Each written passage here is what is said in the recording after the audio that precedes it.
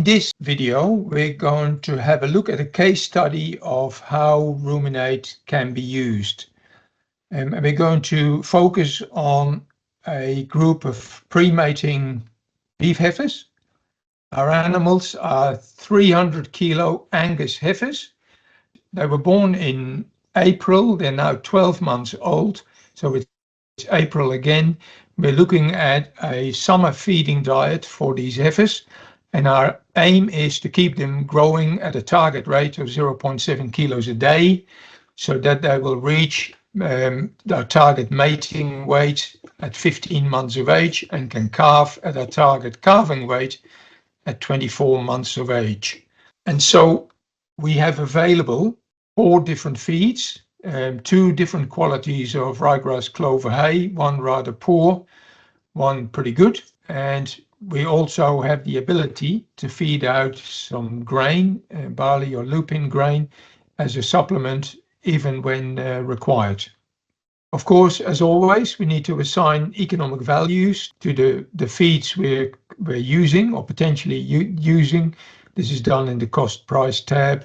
We assign a value of $150 a ton of dry matter for ryegrass clover hay poor, $400 per ton of dry matter for barley grain, $435 a ton for lupin grain, and $180 a ton for the good ryegrass clover hay. This is all in dollars per ton of dry matter. So that's excluding the moisture, which has no economic value, of course. And then also, even though these are animals that are not being sold for life weight gain, we're still interested in seeing whether economically we're going backwards or forward. So we assign a value of $5 per kilo carcass weight to this life weight gain, even though these are animals that are not being sold for slaughter. Now, we're interested in knowing a little bit more about the nutritional specs of our feeds. And this can be accessed by right-clicking on the number next to the feed name. And that will then pop up a window which shows all the nutritional specifications for each of our feeds.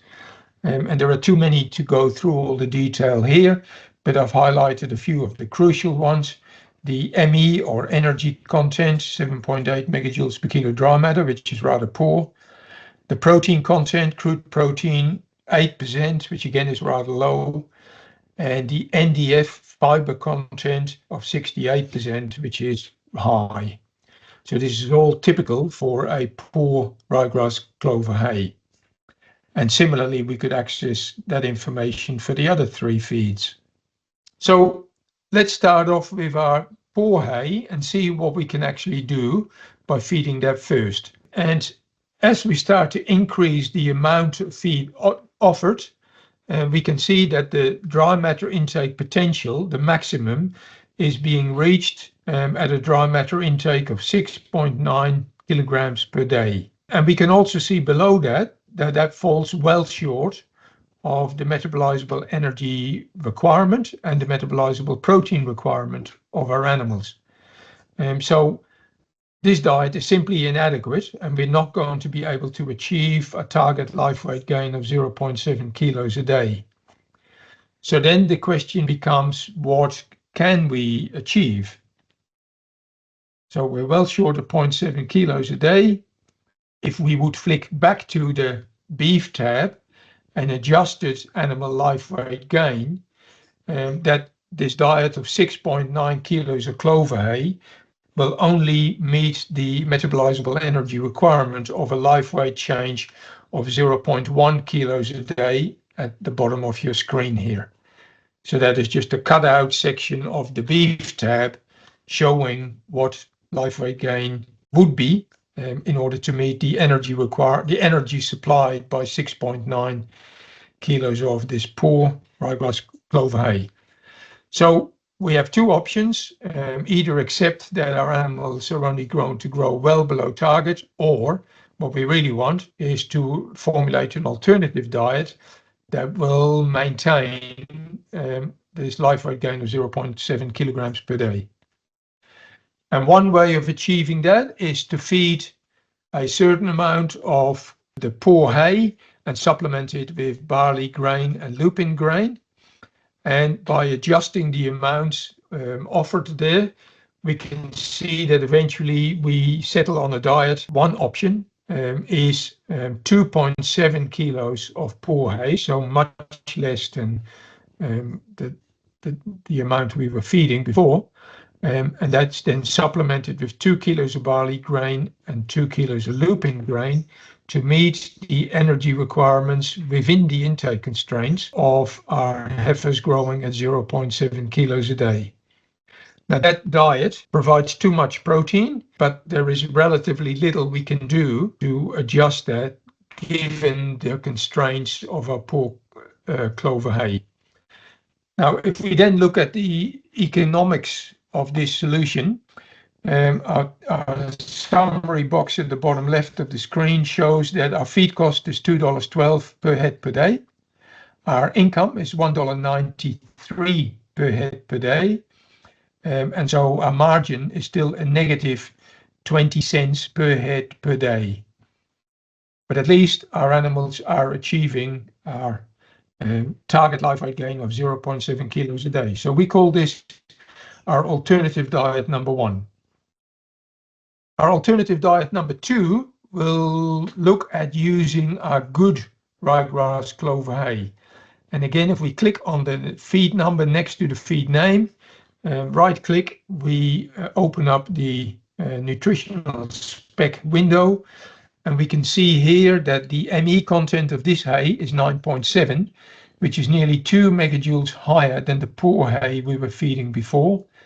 Our protein is 14% and also is considerably higher than the hay we were feeding before. So this is a much better quality hay all round. If we then formulate a diet based on this good hay, we then find that if we were feeding 4.5 kilos of hay, supplemented with 1.8 kilos of barley grain and 0.6 kilos of lupins, we are then meeting the intake constraints and energy requirements. We still have a diet that provides too much protein, as well as too much calcium, phosphorus, and magnesium, but it is a pretty good solution that now means that our feed cost is down to $1.88 per day. Our income from life weight gain is $1.93 per day. And so now we have a positive margin of 4 cents per animal per day. So our animal gain has a higher value than our feed cost. And so this table summarizes our 3 different options that we've looked at. Our base option was poor hay alone, without any supplements, and that could at the most achieve a life weight gain of 0.1 kilograms per head per day, and that meant a negative margin of 88 cents per head per day. Our alternative 1 was still using the poor hay, but supplementing it with 4.5 kilos of grain made up of barley and lupins, and that was enough to maintain a life weight gain of 0.7 kilos a day. Our margin was negative 20 cents per head per day.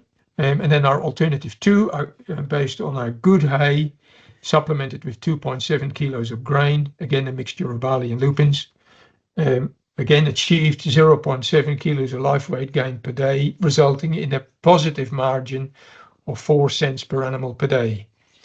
And that means that these 2 solutions, alternative 1 and alternative 2, have improved our negative margin by 68 cents or 92 cents per head per day, or for 100 animals fed for 100 days, that's an improvement in economic outcome of either $6,800 or $9,200.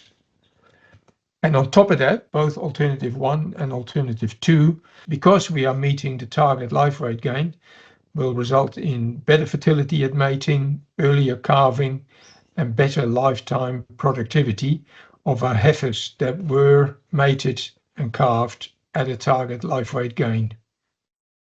And so this sums up a short case study of how Rumen8 can be used to formulate better performing diets that also result in a better economic outcome.